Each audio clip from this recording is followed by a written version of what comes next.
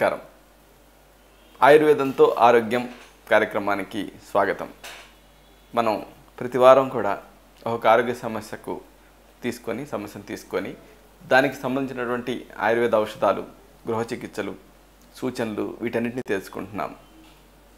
ఇంతకు ముందు ఆదివారం కార్యక్రమంలో ఈ తేన్పులకి సంబంధించి కొంత ప్రాథమిక సమాచారాన్ని తెలుసుకున్నాము. ఈరోజు మరిన్ని విశేషాలు, సూచనలు, నివారణ పద్ధతులు, గృహ చికిత్సలు, ఆయుర్వేద ఔషధాలు, తేన్పులకి సంబంధించి వీటన్నిటిని తెలుసుకుందాం. తేన్పుల్ని ఆయుర్వేదంలో ఉద్గారం అంటారు. ఇది అధారణీయ వేగాల్లో ఒకటి, అంటే ధరించకూడని వేగాలలో ఒకటి. ఆకలి, కన్నీరు, జృంభ అంటే ఆవలింత, హిక్క ఇలాంటివన్నీ కూడా, ఎక్కిళ్ళు ఇలాంటివన్నీ కూడా సహజమైన వేగాలు. శరీరం తనలోని ఒత్తిడిని బయటికి పంపించేటటువంటి ప్రయత్నంలో ఎంచుకునేటటువంటి ప్రత్యామ్నాయ విధానాలు ఇవి, కాంపెన్సేటరీ మెకానిజమ్స్. వీటిని బలవంతంగా ఆపుకోకూడదు, అలాగే బలవంతంగా వెలువరించడానికి కూడా ప్రయత్నం చేయకూడదు అని ఆయుర్వేదం చెప్తుంది. ప్రధానంగా ఈ తేన్పులకి సంబంధించి తేన్పుల్ని కలిగించేటటువంటి అంశాల మీద అవగాహన ఉండాలి. తేన్పుల్ని కలిగించేటటువంటి అంశాలలో ప్రధానమైన ఏంటంటే ఉపశమనం కోసం అలవాటుగా తేంచడం. అసౌకర్యంగా ఉన్నప్పుడు కొంతమంది తేన్చితే ఫ్రీగా ఉంటుంది అన్న ఉద్దేశంతో అలవాటుగా తేంచుతూ ఉంటారు. దీనివల్ల ఈ తేన్పులు అనేవి అప్రతిహితంగా తయారవుయి నిరంతరంగా కొనసాగేటటువంటి ప్రమాదం ఉంటుంది. ఉదాహరణకు నాడీ వ్యవస్థకు చెందినటువంటి సమస్యలు ఉన్నప్పుడు తేంచుతూ ఉంటారు అసహజంగా. తేంచితే రిలీఫ్ వస్తుంది కదా అనుకుంటారు. ఇలాగా నర్వస్ సిస్టమ్ డిజార్డర్స్లో ఇలా జరుగుతూ ఉంటుంది. కాబట్టి తేంచడం పరిష్కారం కాదు నర్వస్ సిస్టమ్కి, దాన్ని తగ్గించడం అనేది ముఖ్యం. అలాగే ఆమాశయంలో ఉండేటువంటి అల్సర్ మీద ఈ గ్యాస్ అనేది ఒత్తిడి కలగజేస్తూ ఉంటుంది. కాబట్టి గ్యాస్ పోతే బాగుంటుంది కాబట్టి గ్యాస్ని తేంచడానికి ట్రై చేస్తారు, కానీ అది తాత్కాలికమే, మళ్ళీ తయారవుతుంది. కాబట్టి అల్సర్ని తగ్గించుకోవాలి తప్పితే తేంచడాన్ని అలవాటు చేసుకోవటం కాదు. అలాగే గాల్ బ్లాడర్లో స్టోన్స్ ఉన్నప్పుడు కూడా ఈ రకంగా అలవాటుగా తేంచుతూ ఉంటారు. తేంచితే రిలీఫ్ ఉన్నట్టుగా ఫీల్ అవుతారు, లేకపోతే బ్లోటెడ్గా అనిపిస్తూ ఉంటుంది. కానీ గాల్ బ్లాడర్లో రాళ్ళు తగ్గించుకోవటం ముఖ్యం, అంతేగాని తేంచడం కాదు. అలాగే వంట సోడా ఇలాంటివి వాడిన సందర్భాల్లో కూడా రిబౌండ్ ఎఫెక్ట్ లాగా తేన్పులు వస్తూ ఉంటాయి. అన్నిటికీ మించి యాంటాసిడ్స్ని అధికంగా వాడటం, ఎసిడిటీ ఇలాంటివి ఉన్నప్పుడు ఏదో మొదలు పెడతారు, ఆ తర్వాత అది అలవాటుగా మారి ఈ యాంటాసిడ్స్ వల్ల కూడా మళ్ళీ గ్యాస్ తయారవుతుంది. ఈ గ్యాస్ తేన్పుల రూపంలో విడుదలవుతూ ఉంటుంది. కాబట్టి యాంటాసిడ్స్ వాడకం ఒక ప్రధానమైనటువంటి కారణం అలవాటుగా తేంచడానికి. అలాగే ఆమాశయం లోపలికి గాలిని ప్రవేశపెట్టేటటువంటి సందర్భాలు కొన్ని ఉంటాయి. వీటి మీద కూడా అవగాహన ఉండాలి. అప్పుడు ఈ తేన్పుల్ని నిరోధించుకోవచ్చు. ఉదాహరణకు వాంతులు, వికారం, ఇవి రెండు ఆమాశయం లోపలికి బలవంతంగా గాలిని ప్రవేశపెడతాయి. వాంతి అయినప్పుడు మీరు గమనించండి, గట్టిగా ఈ ఉదర వితానంలో మార్పులు వస్తాయి. బలవంతంగా ఈ వాంతి బయటకు వస్తుంది. వాంతి బయటకు వచ్చిన తర్వాత ఇంకా బలవంతంగా తర్వాత నెక్స్ట్ స్టెప్లో గాలి లోపలికి ప్రవేశిస్తుంది. అలాగే వికారంగా ఉన్నప్పుడు కూడా అంతే. వికారంగా ఉన్నప్పుడు తెలియకుండానే ఎక్కువగా వడివడిగా గాలి పీలుస్తాం. ఈ గాలిలో కొంత భాగం ఆమాశయంలోకి బలవంతంగా ప్రవేశిస్తుంది. అలాగే లాలాజలం అతిగా స్రవించడం కూడా ఒక ప్రధానమైన కారణం. కొన్ని సందర్భాలలో కొన్ని డిసీజెస్లో ఎక్సెసివ్ సెలైవేషన్ ఉంటుంది.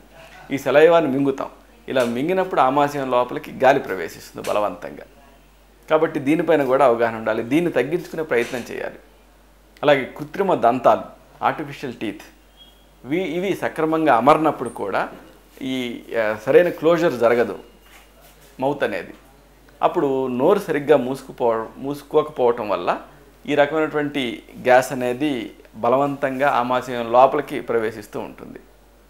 ఇలాగా గ్యాస్ తోటి ఇబ్బంది పడేవాళ్ళు, ఈ తేన్పులతోటి ఇబ్బంది పడేవాళ్ళు కొన్ని సూచనలు పాటిస్తే సౌకర్యవంతంగా ఉండొచ్చు. ఉదాహరణకు గాలిని మింగేటటువంటి అలవాటుని తగ్గించుకోవాలి. ఇది ప్రధానంగా గుర్తుపెట్టుకోవాలి. ఈ ఏరోఫేజియాని తగ్గించుకోవాలి. అలవాటుగా గాలిని మింగి తిరిగి తేన్పులను తెప్పించుకునే వాళ్ళు కొంతమంది ఉంటారు. ఈ అలవాటుని ప్రయత్నం చేసి తగ్గించుకోవాలి. ఇన్వాలంటరీగా గాలిని మింగటం, గుటకేయటం, ఈ గుటకతో పాటు కొంత గ్యాస్ లోపలికి ఆమాశయంలోకి ప్రవేశించడం, ఇది మళ్ళీ తేన్పుల రూపంలో రావటం, ఇవన్నీ జరుగుతూ ఉంటాయి. కాబట్టి అసలు మొదట్లోనే దీన్ని ఎదుర్కోవాలంటే అలవాటుగా మింగటం అనేటటువంటి తగ్గించుకోవాలి. ఒకవేళ ఇలాగ అలవాటుగా మింగటం అనేది తగ్గించుకోలేకపోతే, కష్టంగా అనిపిస్తే అప్పుడు ఈ దంతాల మధ్య ఒక పెన్సిల్ పెట్టుకోవాలి. అలాగా పెన్సిల్ పెట్టుకోవటం కూడా ఒక చక్కటి పరిష్కారం. ఎందుకంటే అప్పుడు బలవంతంగా అలవాటుగా మింగేటటువంటి అవకాశం ఉండదు. ఏదో పని చేసుకున్నప్పుడు చాలామంది గుటకలు వేస్తూ ఉంటారు. ఇలా గుటకలు వేసుకున్నప్పుడు తమకు తెలియకుండానే గాలి లోపలికి ప్రవేశిస్తుంది, అది తేన్పుల రూపంలో బయటకు వస్తూ ఉంటుంది. ఇలా అలవాటుగా మింగకుండా ఉండాలి అంటే ఒక పెన్సిల్ పెట్టుకొని చూడండి, మీరు గుటకబడదు. అప్పుడు గుటకబడకపోవడం వల్ల అదనపు గాలి ఆమాశయం లోపలికి ప్రవేశించదు. ఇక రెండో ప్రధానమైన సూచన పాలు. ఈ పాలని తగ్గించుకోవటం అనేది ముఖ్యం. ఈ తేన్పులతో బాధపడేవాడు కొంతమందికి లాక్టేజ్ అని ఈ ఎంజైమ్ లోపిస్తుంది. ఇలా లోపించటం వల్ల పాలు సరిపడవు, మిల్క్ ఇంటాలరెన్స్ అంటాం. దీనివల్ల తేన్పులు వస్తూ ఉంటాయి. పాలల్లో పదార్థాలు చిన్న చిన్న అనుఘటకాలుగా విడిపోవటం వల్ల ఈ సమస్య ఉత్పన్నం అవుతూ ఉంటుంది. కాబట్టి ఇలాంటి వాళ్ళు ఈ పాలకు బదులుగా మిల్క్ ఇంటాలరెన్స్ ఉండేవాళ్ళు, లాక్టేజ్ ఎంజైమ్ లోపించిన వాళ్ళు పాలకు బదులుగా మజ్జిగ తీసుకోవచ్చు. ఎందుకంటే ఈ ఎంజైము పాలను విడగొడుతుంది. మజ్జిగలో జరిగేది కూడా అదే. బ్యాక్టీరియా ఈ పాలని ఈ తోడుపెట్టేటటువంటి ప్రక్రియలో సగం డైజెస్ట్ చేస్తుంది. సో మన శరీరం డైజెస్ట్ చేయాల్సిన అవసరం ఉండదు. ఎంజైమ్ లోపించినా కానీ పాలు మనకి సరిపడతాయి. అంటే ఈ పాల రూపంలో ఉండేటువంటి మజ్జిగ సరిపడుతుంది. పాలు సరిపడినప్పుడు మజ్జిగ తీసుకుంటే సరిపడుతుంది. ఎందుకంటే మన శరీరం చేయాల్సినటువంటి పచన క్రియను బ్యాక్టీరియా చేస్తాయి, లాక్టోబాసిల్లస్ స్పోర్స్. కాబట్టి ఈ రకంగా పాలు అనేవి మనకి శరీరంలో డైజెస్ట్ అయ్యేటటువంటి అవకాశం ఉంది మజ్జిగ రూపంలో. పాలు సరిపడని వాళ్ళు మజ్జిగ తీసుకోవాలి. మజ్జిగకి కొంచెం సైంధవ లవణం, అలాగే కొద్దిగా జీలకర్ర, ఈ రెండు చేర్చి తీసుకుంటే ఇంకా మంచిది. అప్పుడు ఈ ఒకవేళ మజ్జిగలో ఏమాత్రం దోషం ఉన్నా, గురుత్వం ఉన్నా, అది ఈ సైంధవ లవణంతో అలాగే జీలకర్రతోటి ఇది కూడా పోతుంది. ఎందుకంటే సైంధవ లవణం అనేది ఈ మజ్జిగని మరింత విడగొడుతుంది. అలాగే జీలకర్ర పొడి డైజెస్టెంట్గా పనిచేస్తుంది, అంటే గ్యాస్ని అబ్జర్వ్ చేసుకుంటుంది. కాబట్టి మజ్జిగకి పాలు సరిపడిన వాళ్ళు కొంత మజ్జిగని తీసుకోవాలి. ఆ మజ్జిగకి కొంచెం సైంధవ లవణాన్ని, అదేవిధంగా జీలకర్ర పొడిని చేర్చి తీసుకోవాలి. ఇక మరొక ప్రధానమైన సూచన ఈ తేన్పుల్లో బాధపడే వాళ్ళకి వ్యాయామం చేస్తే చక్కటి ఫలితం వస్తుంది. ఆహారం తిన్న తర్వాత అటు ఇటు ఒక 100 అడుగులు నడవాలి. ఆర్ద్రపాణి, చెయ్యి తడిగా ఉన్నప్పుడే నడవాలి. అలాగే ఇలా నడవడం వల్ల ఏం జరుగుతుంది అంటే గ్యాస్ పైకి సర్దుకుంటుంది, ఏమాత్రం ఉన్నా అది వెంటనే రిలీజ్ అయిపోతుంది. ఆ తర్వాత లోపల పెరిగిపోయి సమస్యని ఉత్పన్నం చేయకుండా ఉంటుంది. ఇక పడుకునేటప్పుడు మోకాళ్ళని ముడుచుకొని పిండాకారపు స్థితిలో పడుకోవాలి. పవనముక్తాసన స్థితిలో పడుకోవాలి. పక్కకి తిరిగి పడుకోవాలి. పక్కకి తిరిగి ఎలా పడుకోవాలి అంటే మోకాళ్ళని ఉదరం లోపలికి లాక్కోవాలి, పొట్ట లోపలికి. అంటే అచ్చం తల్లి గర్భంలో పిండం ఎలా ఉంటుందో మీరు చూడండి, గమనించే ఉంటారు. పిండం ఇలా ముడుచుకొని ఉంటుంది తల్లి గర్భంలో. పడుకున్నప్పుడు కూడా పక్కకి తిరిగి పడుకోవాలి, పిండాకారపు స్థితిలో పడుకోవాలి. ఇలా పడుకుంటే అప్పుడు ఆమాశయంలో పేరుకుపోయినటువంటి గ్యాస్ తేన్పుల రూపంలో రిలీజ్ అయిపోతుంది. ఫర్దర్గా తేన్పులు ఇబ్బంది పెట్టకుండా ఉంటాయి. అలాగే ఆహారాన్ని తీసుకోవాల్సినటువంటి విధానం మీద కూడా అవగాహన ఉండాలి. గాలిని అలవాటుగా కానీ లేకపోతే అనుకొని కానీ మింగటం తగ్గించాలి. అలవాటుగా మింగకూడదు, అలాగే తెచ్చిపెట్టుకొని కూడా గాలిని మింగకూడదు. ఇలా మింగితే సహజంగానే ఆ మింగిన గాలి తేన్పుల రూపంలో బయటకు రావాలి, కాబట్టి తేన్పులు వస్తాయి. ఆహారాన్ని హడావిడిగా మింగితే ఆహారంతో పాటు గాలిని కూడా మింగేటటువంటి అవకాశం ఉంటుంది, కాబట్టి తగ్గించుకోవాలి. ఆహారాన్ని నెమ్మదిగా తినాలి, ఇది ముఖ్యం. హడావిడిగా మింగకూడదు, అలాగని బాగా గంట తరబడి తింటూ కూర్చోకూడదు. మింగబోయే ముందు ఆహారాన్ని బాగా నమిలి తినాలి, ఇది చాలా ముఖ్యంగా గుర్తుపెట్టుకోవాలి. బాగా చూ చేసి ఆహారాన్ని తినాలి. ద్రవాహారాన్ని నోటితోటే తాగాలి, అంతేగాని స్ట్రాతో తాగకూడదు, ఇది చాలా ముఖ్యం. చాలామంది స్ట్రాతోటి తాగటం అనేది అలవాటుగా ఉంటుంది, ఇష్టపడతారు ద్రవాహారాన్ని. కానీ ఇలా స్ట్రాతోటి తాగటం వల్ల తేన్పులు వచ్చేటటువంటి అవకాశం ఎక్కువ. నోటితోటి మింగితే అంటే ఈ పెదాల మధ్య ఖర్చుకొని తాగితే ద్రవాహారాల్ని అంతగా ఇబ్బంది అనిపించదు, తేన్పులు రావు.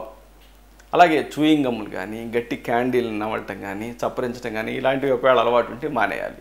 ఎందుకంటే చూయింగ్ గమ్ నవ్వుతున్నా, గట్టి క్యాండీలను చప్పరించి తింటున్నా, ఇలాంటి సమయాలలో, ఇలాంటి సందర్భాలలో తెలియకుండానే కొంత గ్యాస్ అనేది ఆమాశయం లోపలికి ప్రవేశిస్తుంది. అది తేన్పుల రూపంలో బయటకు వచ్చి ఇబ్బంది పెడుతుంది. ఇక ఈ తేన్పులు ఉన్నప్పుడు కొన్ని జాగ్రత్తలు పాటించాలి. కృత్రిమ దంతాలు ఇవి వాడేవాళ్ళు అవి సరిగ్గా అమరయ్యో లేదో పరీక్ష చేయించుకోవాలి, ఆర్టిఫిషియల్ టీత్.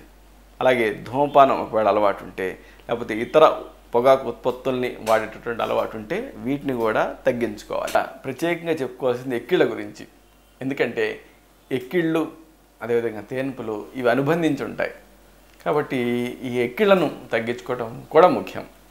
ఎక్కిళ్ళు వస్తున్నప్పుడు చెంచాడు పంచదార గుళికలను నోట్లో వేసుకొని మింగితే ఎక్కిళ్ళు తగ్గుతాయి. ఎందుకంటే ఈ వేగస్ నర్వ్ అనేది సూదన అవుతుంది.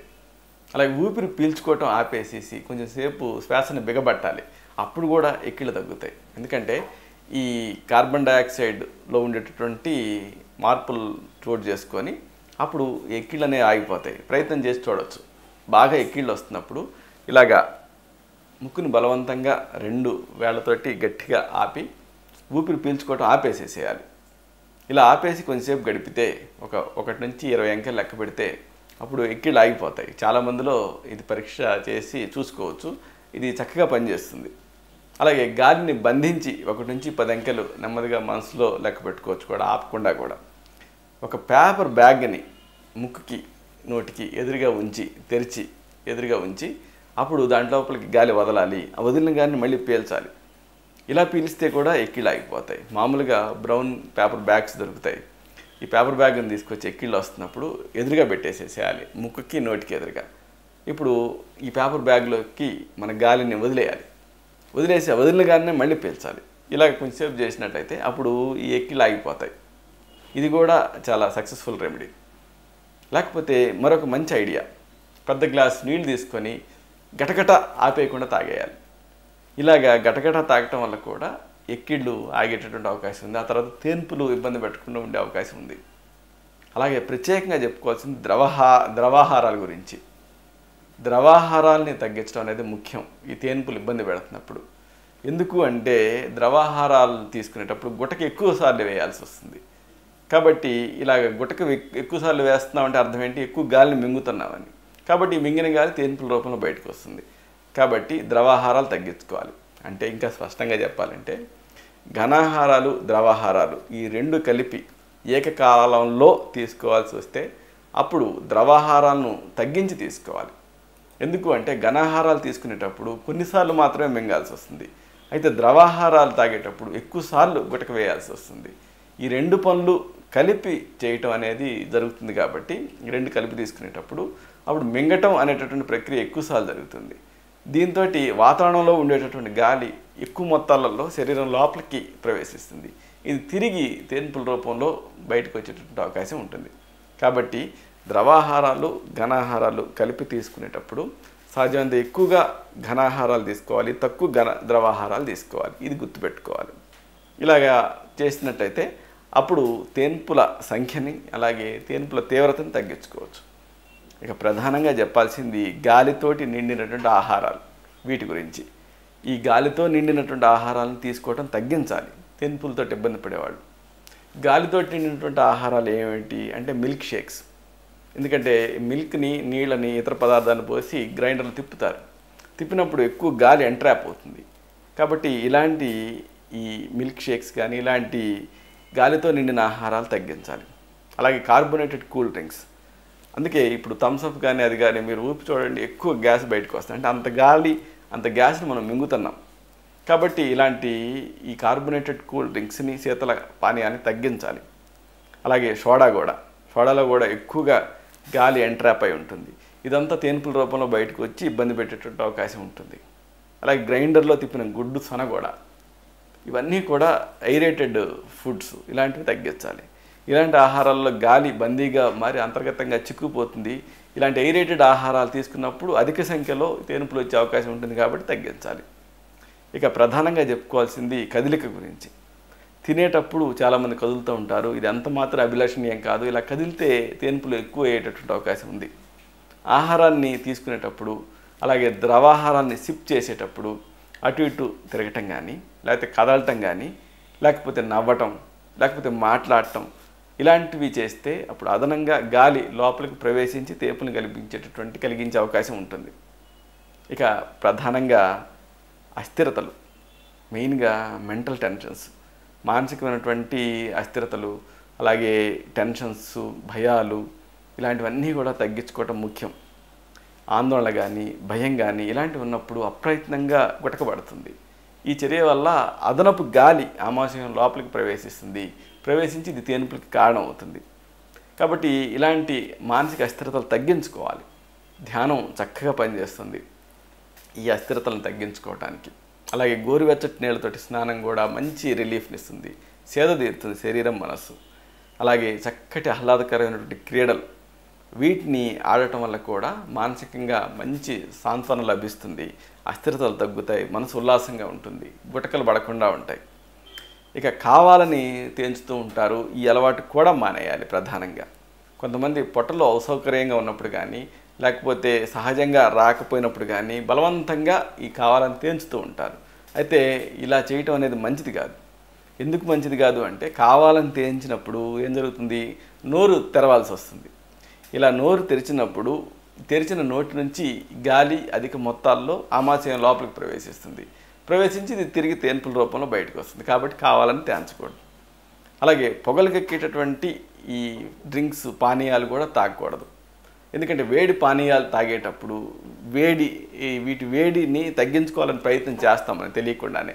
కాబట్టి తప్పనిసరిగా కొంత గాలిని కూడా పీలుస్తాం. అంటే బాగా వేడిగా ఉండే తాగాలన్నప్పుడు అని కొంత గాలిని కూడా పీలుస్తాం. ఇలాగా ఈ గాలి తేన్పుల రూపంలో తిరిగి బయటకు వస్తూ ఉంటుంది. వేడి పానీయాలు తాగేటప్పుడు కొంత గాలిని కూడా పీలుస్తాం కాబట్టి ఈ గాలి తిరిగి తేన్పుల రూపంలో బయటకు వస్తుంది. కాబట్టి పొగలకెక్కేటటువంటి పానీయాలు మానేయాలి, బాగా వేడిగా ఉండేటటువంటి డ్రింక్స్ని తగ్గించాలి.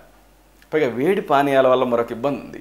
ఈ వేడి పానీయాలు ఏం చేస్తాయి, ఆమాశయపు గోడల బిగువుని సడలిస్తాయి, లూజ్ చేస్తాయి. దీంతో లోపల గాలి తేన్పుల రూపంలో బయటికి వచ్చి ఇబ్బంది పెట్టేటటువంటి అవకాశం ఉంది. ఇక ఈ తేన్పులు ఇబ్బంది పెడుతున్నప్పుడు కొన్ని చక్కటి గృహ చికిత్సలు ప్రయత్నం చేయవచ్చు. ఉదాహరణకు అల్లం ముక్కలు, ఇవి చాలా మంచి రిలీఫ్ని చూపిస్తాయి. ఈ తేన్పులతో ఇబ్బంది పడేవాళ్ళు అల్లం ముక్కలు వీటిని కషాయ రూపంలో తయారు చేసుకొని, ఈ అల్లం ముక్కల నుంచి కషాయం తయారు చేసుకొని దీనికి కాస్త తేనె చేర్చి తీసుకుంటే మంచి ఉపశమనం లభిస్తుంది. ముందుగా ఈ అల్లం తీసుకొచ్చి సన్నగా చిన్న ముక్కలుగా తరగాలి. తరిగి ఈ అల్లం ముక్కల్ని గ్లాస్ నీళ్ళలో వేయాలి, వేసి మరిగించాలి. మరిగించి ఈ గ్లాసు నీళ్లు కూడా అరగ్లాస్ అయ్యేంత వరకు మరిగించాలి. ఇప్పుడు ఈ మరిగిన కషాయానికి కాస్త గోరువెచ్చగా ఉన్నప్పుడు కొద్దిగా తేనె చేర్చి తీసుకుంటే అప్పుడు ఈ తేన్పుల సమస్య నుంచి ఉపశమనం లభిస్తుంది. కాబట్టి ఈ తేన్పులతో బాగా బాధపడేవాళ్ళు అల్లం ముక్కల్ని చిన్నగా తరిగి బాగా చిన్న చిన్న స్లైసెస్ కింద ఒక గ్లాసు నీళ్లకు చేర్చి ఆ గ్లాసు నీళ్లు సగం గ్లాస్ అయ్యేంత వరకు మరిగించి గోరువెచ్చగా ఉన్నప్పుడు రుచి కోసం కాస్త తేనె చేర్చి తీసుకుంటే చక్కటి ఫలితం కనిపిస్తుంది. ఇక ఈ తేన్పులు ఇబ్బంది పెడుతున్నప్పుడు చక్కటి ఔషధాలు ఉన్నాయి, వీటిని వైద్య సలహాతోటి వాడుకోవచ్చు. ఉదాహరణకు కామదుధారసం, దీన్ని వాడుకోవచ్చు. అలాగే సూతశేఖర రసం, దీన్ని కూడా వాడుకోవచ్చు, మంచి ఫలితం కనిపిస్తుంది. అలాగే హింగ్వాష్టక చూర్ణం ఇంగువతో తయారవుతుంది, ఇది గ్యాస్ని అబ్జార్బ్ చేసుకుంటుంది.